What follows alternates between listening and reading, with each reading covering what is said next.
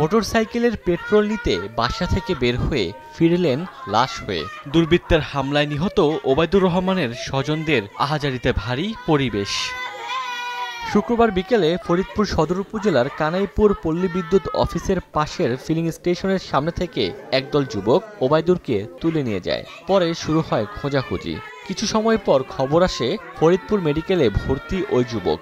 দুর্বৃত্তরা উপড়ে ফেলেছে চোখ, সারা শরীরে জখমের চিহ্ন। অবস্থার অবনতি হলে ঢাকায় আনার পথেই মারা যান ওবায়দুর। তাকে পরিকল্পিতভাবে ডেকে নিয়ে হত্যার অভিযোগ করেছেন স্বজনরা। খাজা হলো পিছে পিছে আইছে, পিছে পিছে আইসে খাজা গাড়িতে নাইমে সেরেই দর কাটকিরসাল করে দাবড় দিছে। ওর গাড়ি সেলফ নিতে ওদিছে দৌড় দিল। ওরা তারপরে ধরতে 3-4 দিল। পেট্রোল পাম্পে সিসিটিভির ফুটেজ আছে, আপনারা যাই চেক করবেন।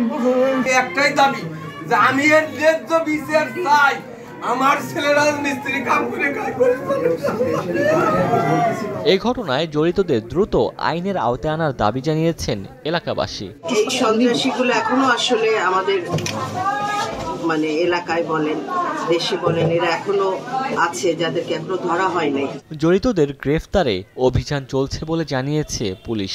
আমরা যতটুকু জেনেছি প্রাথমিকভাবে পূর্বশত্রুতার কারণে পূর্বশত্রুতা আছে তাদের মধ্যে, আর কি অবশ্যই আইনগত ব্যবস্থা হবে। ওবায়দুর রহমান সদর উপজেলার ঝাউখোলা গ্রামের বিল্লাল খানের ছেলে।